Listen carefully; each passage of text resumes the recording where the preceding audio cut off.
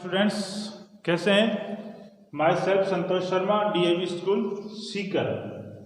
Genetics के अपन part number 10 में लेके आए। सबसे इंपॉर्टेंट टॉपिक जो है लिंकेज सहलगनता, बोर्ड एग्जाम की दृष्टि से इंपॉर्टेंट टॉपिक है और इंटरेस्टिंग भी है। ध्यान से सुनेंगे इसको।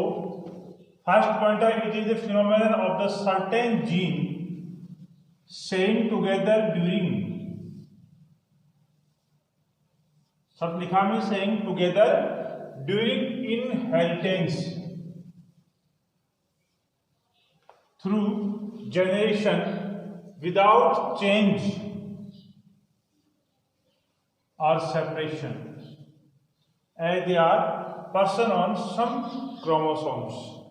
दोबारा फिर पढ़ रहे हैं। इट इज ए फिनोमेनन, यानी जो लिंकेज है वो एक ऐसी घटना है जिसमें जो जीन है वो एक साथ इनहेरिटेंस होती है, यानी वंशागत होती है, बिना किसी चेंज और बिना किसी पृथक्करण के यानी सेपरेशन की, और सेम क्रोमोसोम्स पे, यानी लक्षणों की सम्मिलित वंशागति, लक्षणों की सम्मिलित वंशागति को सहलगनता कहा जाता है।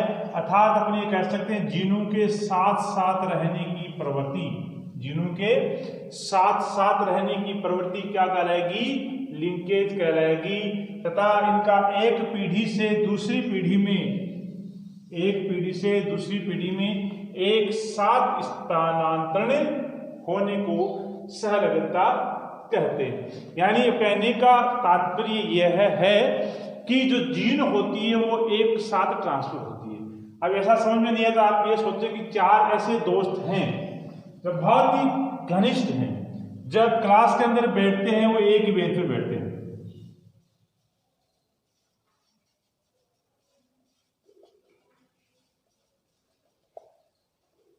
ये चार दोस्त हैं, वो बेंच पे एक साथ बैठते हैं, चाहे वो किसी भी सब्जेक्ट की क्लास हो, साथ रहते हैं। एक टॉयलेट के लिए जाएगा तो इसके लगी हो नहीं लगी, ये भी जाएगा, ये भी जाएगा और ये भी जाएगा,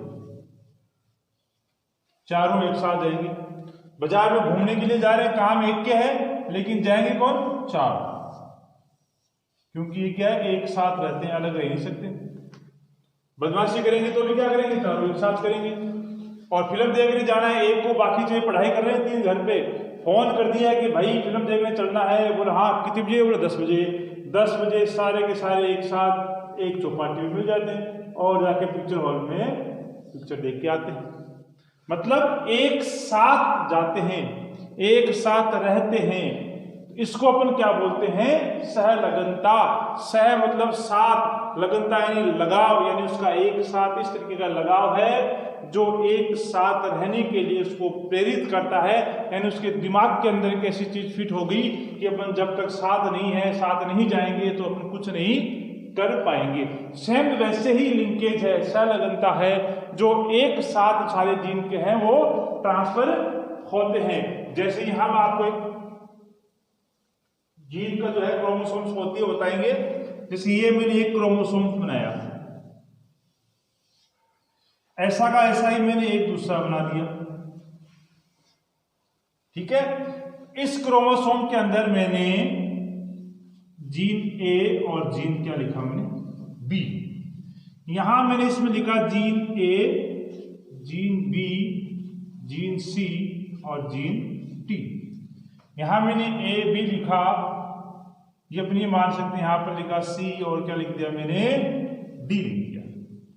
अब ध्यान देखें, इस क्रोमोसोम में इस क्रोमोसोम में डिफरेंस क्या दिख रहा है आपको? यहां मैंने ए और बी बिल्कुल क्या लिखा है? साथ साथ लिखा है। क्या लिखा है? दोनों साथ साथ लिखे, यानी ये लिंक्ड जीन हैं।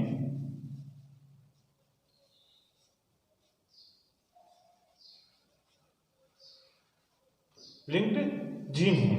यहां मैंने देखो ए यहां लिखा है, बी यहां लिखा है, यानी दूर दूर लिखा है, सी यहां लिखा है, डी यहां लिखा है, ठीक है। यहां मैंने ए और बी को दोनों को साथ साथ लिखा है। जैसे भी बताया था कि चार दोस्त होते हैं, एक ही बेंच पे बैठते हैं, एक साथ आते हैं, ठीक वैसे ही इन दोनों जीन को मैंने एक साथ लिखा है, ए और बी, यानी साथ साथ है। यहां मैंने इनको क्या कर दिया?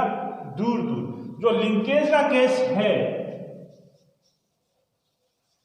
उस लिंकेज वाले केस के अंदर जो क्रोमोसोम पर जीन जो होते हैं वो एक साथ व्यवस्थित होते हैं, जबकि नॉर्मल के अंदर ये क्या होते हैं, दूर दूर व्यवस्थित होते हैं। इसलिए साथ जाने की संभावनाएं बहुत कम होती है। यदि एक स्टूडेंट लास्ट बेंच पे बैठता है, एक स्टूडेंट आगे वाले बेंच पे बैठता है, तो उनकी कभी नहीं पड़ती है, कभी नहीं बनती है, क्योंकि आगे जो बैठेगा वो इंटेलिजेंट होगा, पीछे कौन बैठेगा, बहुत ज्यादा इंटेलिजेंट हुआ बैठेगा, तो दोनों के अंदर कभी नहीं बनेगी, और दोनों एक दूसरे क्या चलेंगे, एंटी चलेंगे। ठीक है, तो ये दोनों क्या है, घनिष्ठ हैं, पास पास हैं, ये दोनों एक दूसरे क्या है, विपरीत चलने वाले। तो इनकी साथ जाने की संभावना, ऐसा नहीं कि साथ जाए नहीं, लेकिन बता दें साथ जाने की संभावना बहुत कम है, लेकिन यहाँ जाने की संभावना बहुत ज्यादा है, क्योंकि एक साथ संलग्न रहती है। अब जब ये जीन ट्रांसफर होंगे, जब लक्षणों की वंशागति होगी, लक्षण जब एक पीढ़ी से दूसरी पीढ़ी में ट्रांसफर होगी, ये दोनों जीन एक साथ जाएंगे, ये दोनों जीन क्या होंगी, एक साथ जाएंगे, जबकि ये नहीं जाएंगे। मेंडल के केस में यदि आपने देखा होगा तो हमने क्या लिखा था, ए बी बी, इसका जब हमने क्रॉस करवाया था तो F1PT के अंदर क्या बना था, AB बना था। कब बना, जब ये जीन ट्रांसफर हो गए, लेकिन यहाँ ए और बी ही बनेगा, क्योंकि ये दोनों साथ साथ हैं, ये दोनों साथ साथ हैं, तो ये दोनों क्या होंगे, एक साथ जाएंगे। तो स्टूडेंट्स लिंकेज समझ में आई। ध्यान रखेंगे कि लक्षणों की सम्मिलित वंशागति को, यानी जीन का एक साथ एक पीढ़ी से दूसरी पीढ़ी में जाना क्या कहलाता है, लिंकेज कहलाता है, सहलग्नता कहलाता है। It was first seen by Bateson and Punnett in Lathyrus odoratus, यानी सबसे पहले जो बैट्सन और पुनेट नामक साइंटिस्ट है, उन्होंने इस लिंकेज को मीठी मटर के अंदर देखा था। इसमें देखा था मीठी मटर के अंदर, जिसका बोटनिकल नेम है लेथाइरस ओडोरेटस, लेथाइरस ओडोरेटस, जिसका बोटनिकल नेम है। इसके अंदर बैट्सन पुनेट ने लिंकेज को देखा था। Next one, linkage can be thought as exception of independent assortment, यानी मेंडल के जो नियम पढ़े थे उसमें फर्स्ट था लॉ ऑफ डोमिनेंस, सेकंड था लॉ ऑफ सेग्रीगेशन, और थर्ड था लॉ ऑफ इंडिपेंडेंट असॉर्टमेंट, यानी स्वतंत्र अपव्यूहन का नियम। इस स्वतंत्र अपव्यूहन के नियम में क्या था, हमने जो डाई हाइब्रिड क्रॉस पढ़ा था उसमें आपने देखा होगा, हमने एक तो आकृति से लिया था और एक कलर को, इन दो पेयर को हमने एक साथ अध्ययन किया था। जब हमने गोल के साथ हरा लिया था, ठीक है, और झुर्रीदार के साथ हमने क्या ले लिया था, पीला ले लिया था। इस तरीके से हमने दो लक्षणों की वंशागति को अध्ययन किया था, और उसमें यह था कि प्रत्येक जीन अपने लक्षण के लिए क्या थी, वहां पर स्वतंत्र थी, यानी गोल के साथ हरा भी हो सकता था तो गोल के साथ झुर्रीदार भी हो सकता था, यानी एक साथ बंधा हुआ नहीं है कि एक साथ अपन जाते हैं। शेख वैसे ही हमने लिखा था यहाँ पर कि ए का क्रॉस बी के साथ करवाने F1 जनरेशन के अंदर हमें क्या मिला था, AB हमें मिला था, क्योंकि जीन एक दूसरे के साथ जाने में क्या थी, स्वतंत्र थी।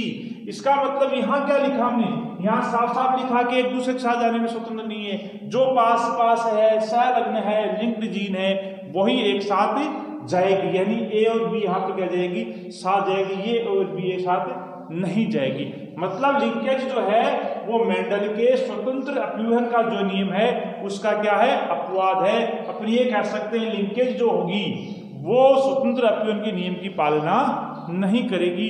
ये मेंडल ने जब डिस्क्राइब किया था उस समय मेंडल ने जिन जिन पादपों के अंदर डिस्क्राइब किया था, जिन जिन पादपों पे एक्सपेरिमेंट किया था, ये मेंडल का आप लक मान सकते हैं या और कुछ मान सकते हैं, क्योंकि मेंडल ने जिन पादपों को मटर पे जो किया था उसमें ऐसा कोई गोल नहीं था कि लिंकेज देखने को मिले, और इसलिए मेंडल को ज्यादा एक्सपेरिमेंट नहीं करने पड़े। दूसरा था पॉइंट है difference between linked and unlinked gene given by Morgan. जो मॉर्गन नामक साइंटिस्ट था उन्होंने इसमें डिटेल स्टडी भी की थी लिंकेज पर। उन्होंने कुछ डिफरेंस दिए कि जो सहलग्न जीन होती है और असहलग्न जीन क्या होती है। तो सहलग्न जीन का हमने मतलब बताया था कि जीन साथ साथ रहती है और स्वतंत्र अपव्यूहन का नियम क्या है पालन नहीं करती है। अनलिंक्ड जीन क्या होगी, साथ साथ नहीं रहती है और स्वतंत्र अपव्यूहन के नियम का पालन भी बढ़ती होगी, तो अनलिंक्ड जीन हो जाएगी। जैसे हम लिखा in this independent assortment are not found, यहाँ जो लिंक्ड जीन है उनमें स्वतंत्र अपव्यवहार के नियम का पालना नहीं की जाती है। जबकि अनलिंक्ड में क्या लिखा, in this independent assortment are found, यानी इसमें स्वतंत्र अपव्यवहार का जो नियम है उसकी पालना की जाती है। नेक्स्ट हमने लिखा linked gene are located same chromosome, यानी सहलग्न जीन जो होगी जैसा हमने यहाँ दर्शा रखा है वो एक ही क्रोमोसोम्स पर पाई जाती है, एक साथ पाई जाती है, साथ साथ होती है। और अनलिंक्ड जीन क्या लिखा, unlinked gene are located apart from each other, यानी ऐसा लग्न जीन जो होती है विभिन्न गुणसूत्रों पर पाई जाती है। कहने का अर्थ है दोनों एक साथ नहीं होती है, मतलब उनके लक्षणों की वंशागति भी साथ साथ नहीं पाई जाती है। तो स्टूडेंट्स इसमें केवल और केवल आपको एक चीज बताइए, एक सिंपल सी चीज है कि लिंकेज क्या होती है, कि लिंकेज ये है साथ रहना, इतना आप जान सकते हैं। साथ साथ रहना, साथ साथ जाना क्या कहलाएगा, लिंकेज कहलाएगा। लिंकेज की डेफिनेशन के बाद हम देखते हैं क्रोमोसोमल थ्योरी ऑफ लिंकेज, यानी सहलग्नता का गुणसूत्रीय सिद्धांत क्या है, यानी chromosomal theory of linkage.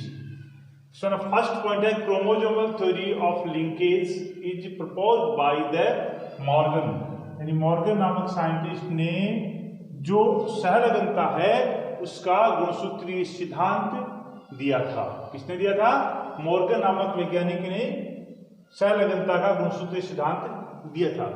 Point वही है जो हमने उसकी डेफिनेशन में लिखा था कि linked gene staying together during inheritance through generation without change और सेपरेशन, यानी जो सहलग्न जीन है वो एक साथ ट्रांसफर होती है बिना किसी सेपरेशन, बिना किसी चेंज के, एक जनरेशन से दूसरी जनरेशन के अंदर। यानी सहलग्न जीन एक पीढ़ी से दूसरी पीढ़ी में स्थानांतरित होते समय साथ साथ रहती है। अगला पॉइंट है linked gene are present on same chromosome, यानी जो भी लिंक्ड जीन है, सहलग्न जीन है, वो एक ही गुणसूत्र में क्या होगी, पाई जाएगी। नेक्स्ट पॉइंट जो है इंपॉर्टेंट पॉइंट है अपना, strength of linkage is inversely proportional. क्या कहा, strength of linkage is inversely proportional to the distance between linked gene या लिंकेज जीन। जो सहलग्न जीन है उनके बीच जो दूरी है उसके व्युत्क्रमानुपाती होती है, यानी सहलग्नता की आवृत्ति जो होती है वो सहलग्न जीन के मध्य की दूरी के व्युत्क्रमानुपाती होती है। ये जो अभी आपने बनाया था ये एक क्रोमोसोम, ये हमने दूसरा क्रोमोसोम बनाया था और एक पे हमने ए यहाँ लिखा, एक पे हमने बी यहाँ लिखा, यहाँ सी और यहाँ क्या लिखा था हमने डी। इधर हमने एक ए बी, इधर सी और इधर क्या लिखा था हमने डी। ये हमने कौन से केस के अंदर लिखा था, लिंकेज वाले केस के अंदर लिखा था, जबकि ये हमने किस में लिखा था, नॉर्मल वाले केस के अंदर लिखा था। क्लियर। यहां पॉइंट क्या लिखा हमने, ये दोनों क्या लिंक्ड जीन हैं, सहलग्न जीन हैं, क्या ये लिंक्ड जीन है। तो ये देखो हमने क्या लिखा था यहाँ पर, लिंक्ड जीन है। ये लिखा है कि सहलग्नता की आवृत्ति सहलग्न जीनों के मध्य की दूरी के व्युत्क्रमानुपाती strength of linkage proportional 1 by distance between linkage gene. ये लिंक्ड जीन इनके बीच की जितनी दूरी ज्यादा होगी, यानी ये डिस्टेंस जितनी ज्यादा होगी तो लिंकेज उतनी क्या होगी, कम होगी। यहां आप देख सकते हैं इस ए और बी के मध्य दूरी बहुत कम है। जब दूरी कम है, डिस्टेंस बिटवीन लिंकेज जीन्स कम है, तो स्ट्रेंथ ऑफ लिंकेज क्या हो जाएगी, ज्यादा होगी। जबकि यहां देखिए इस ए और बी के बीच क्या दूरी बहुत ज्यादा है। जब डिस्टेंस इन दोनों के बीच ज्यादा है तो लिंकेज क्या हो जाएगी, बहुत ही कम हो जाएगी। तो ये पॉइंट है कि सहलग्नता की आवृत्ति जो होती है सहलग्न जीनों के मध्य की दूरी के व्युत्क्रमानुपाती होती है। कहने का अर्थ है जब दोनों दोस्त पास पास हो तो साथ जाने की संभावना क्या रहेगी, ज्यादा रहेगी। और दोनों दोस्त जब दूर दूर बैठते हो, एक लास्ट बेंच पे एक पहली बेंच पे, तो उनके साथ रहने की प्रवृत्ति उतनी ही क्या रहेगी, कम रहेगी। नेक्स्ट पॉइंट है crossing over is opposite process linkage that is while crossing over linkage get weaks. ये क्या कह रहा है कि सहलगनता के जो विपरीत जो प्रक्रिया है वो क्रॉसिंग ओवर है। क्रॉसिंग ओवर को हिंदी में क्या बोलते हैं? जीन विनिमय बोलते हैं। क्या बोलते हैं? जीन विनिमय। ये जो अपना नेक्स्ट लेक्चर होगा पार्ट नंबर 11 उसके अंदर अपन लिंक जो क्रॉसिंग ओवर है उसको पढ़ेंगे। ये भी से जुड़ी हुई है लेकिन एक इंपॉर्टेंट चीज होती है। तो हमने क्या लिखा कि सहलगनता के विपरीत प्रक्रिया क्रॉसिंग ओवर होती है। सहलगनता के विपरीत प्रक्रिया क्रॉसिंग ओवर होती है, जीन विनिमय सहलगनता के विपरीत प्रक्रिया है। तो यहां लिखा क्रॉसिंग ओवर समानुपाती distance between link gene. Same चीज है भाई, डिस्टेंस बिटवीन लिंक जीन यानी इनके दोनों के बीच की जो लिंक जीन है सहलगन जीन है दूरी कम होगी तो क्या होगा? क्रॉसिंग ओवर ज्यादा होगा, और क्रॉसिंग ओवर ज्यादा होगा तो लिंकेज क्या होगी? कम होगी, क्योंकि लिंकेज के विपरीत कौन है या लिंकेज का उल्टा प्रोसेस कौन है? क्रॉसिंग ओवर होता है। तो क्रॉसिंग ओवर लिंकेज एक दूसरे क्या है? विपरीत प्रक्रिया होती है। ठीक है, अब अपन क्रॉसिंग ओवर को तो लेंगे नेक्स्ट जो पार्ट होगा अपना 11 उसमें। अब अपन इसके अंदर जो लिंकेज है उसके टाइप क्या है वो अपन पढ़ते हैं। तो अपना टॉपिक आएगा अभी टाइप्स ऑफ लिंकेज।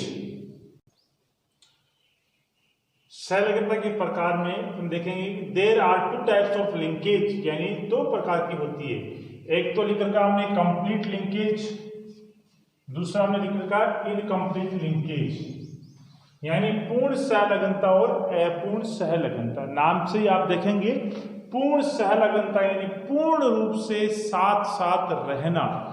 अपूर्ण सहलगनता का मतलब क्या हो गया? पूर्ण रूप से नहीं है, यानी कंप्लीट रूप से वो साथ साथ नहीं रहते हैं। तो फर्स्ट है कंप्लीट लिंकेज, पूर्ण सहलगनता, यानी लिंकेज इन विच gene always show parental combination.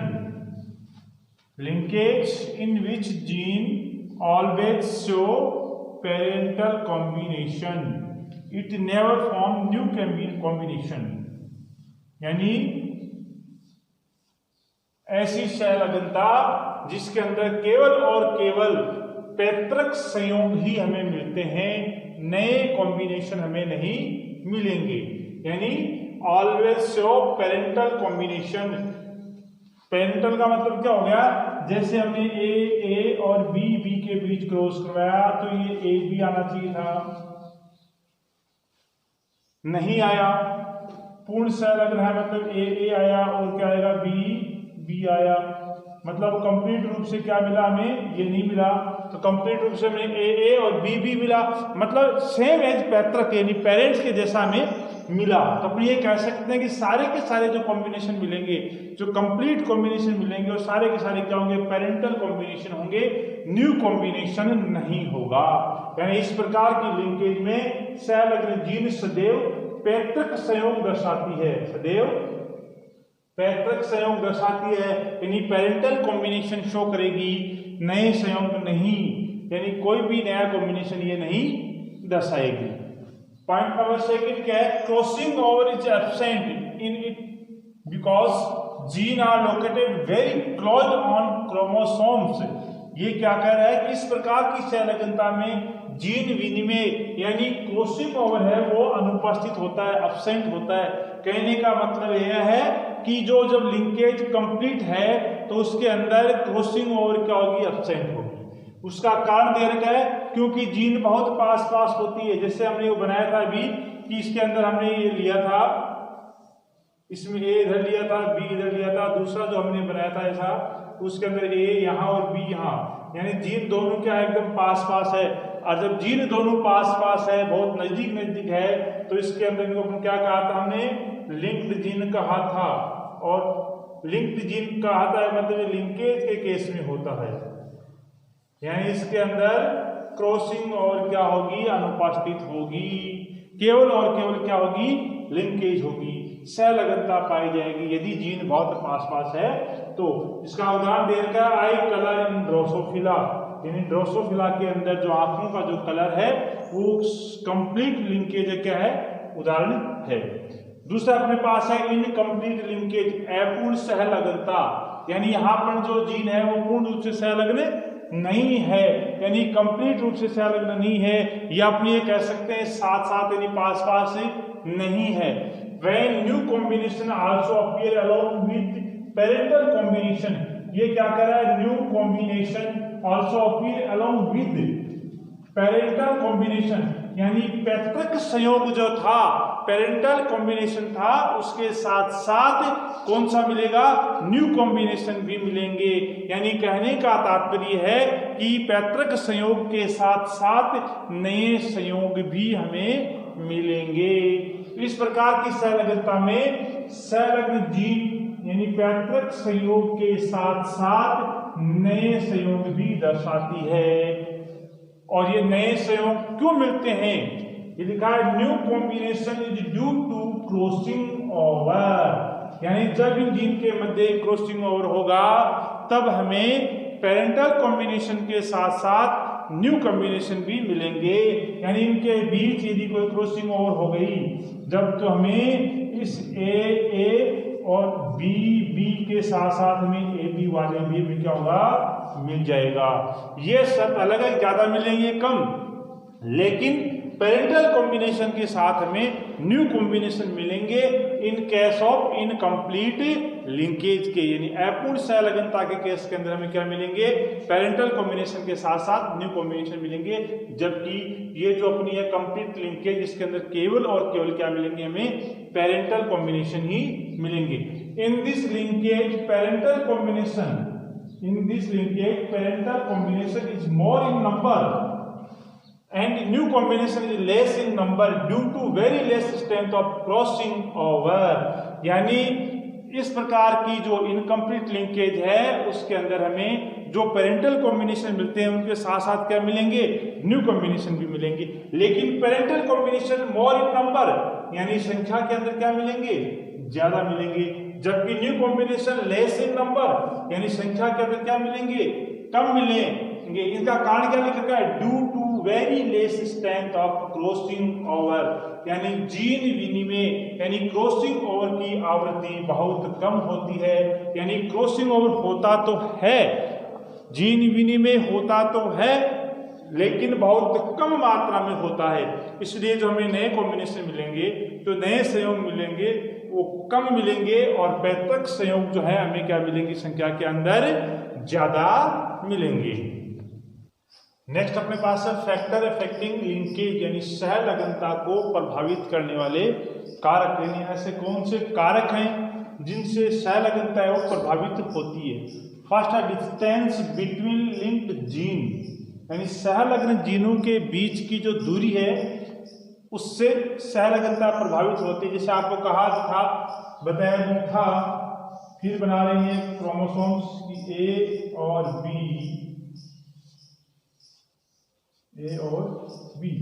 यानी जीनों के बीच की जो दूरी जो है वो जितनी कम होगी तो सहलग्नता उतनी क्या होगी, ज्यादा होगी, और दूरी ज्यादा होगी तो सहलग्नता क्या होगी, कम होगी। यानी सहलग्नता जीनों के मध्य की दूरी कम होने पर बढ़ती है, यानी एक दूसरे क्या चलते हैं, इनवर्स चलते हैं, उल्टे चलते हैं। सेकंड है एज, उम्र, आयु। With increase in age chances of crossing over decreases which result in the increase of linkage.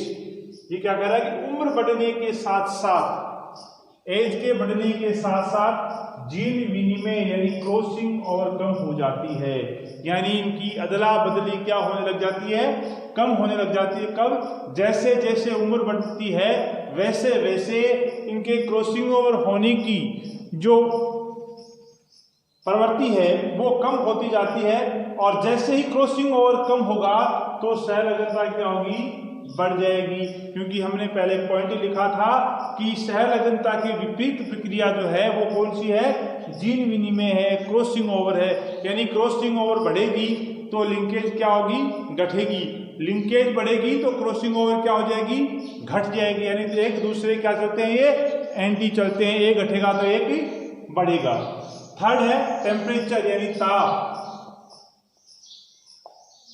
With rise in temperature there is decrease linkage, यानी तापमान बढ़ने के साथ साथ सहलगनता क्या होती जाती है, कमजोर होती जाती है। जैसे जैसे टेम्परेचर बढ़ता जाएगा उसी साथ साथ क्या होगा, जो लिंकेज है वो भी क्या होती जाएगी, कम होती जाएगी। और लास्ट फैक्टर है अक्स ए, अक्स किरण।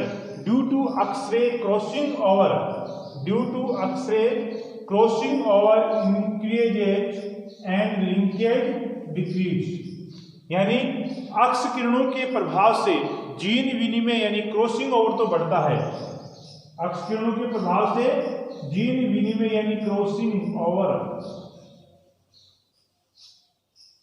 जीन विनिमय यानी क्रॉसिंग ओवर तो बढ़ता है, जिससे सहलगनता क्या हो जाएगी, कमजोर। यानी जैसे जैसे क्रॉसिंग ओवर बढ़ेगी तो इसका उल्टी प्रोसेस क्या होती है, लिंकेज, तो लिंकेज क्या होगी, घटती जाएगी। तो इस प्रकार ये लिंकेज को प्रभावित करने वाले 4 कारक बताए आपको। Distance between link gene, second है एज, थर्ड है टेम्परेचर, फोर्थ है अक्स-रे। यदि लिंकेज वाले टॉपिक के अंदर आपको कोई क्वेरी हो, डाउट हो तो आप कमेंट्स बॉक्स में कमेंट कर सकते हैं। और अगले पार्ट के अंदर अपने फिर इंपॉर्टेंट टॉपिक जो इसी से जुड़ा हुआ है टॉपिक, उसका अपन क्रॉसिंग ओवर यानी जीन विनिमय क्या है, वो कितनी प्रकार की होती है और किस तरीके से ये जीन जो क्रॉसिंग ओवर है वो होती है, अपन उसको डिटेल में डिस्क्राइब करेंगे। Thank you.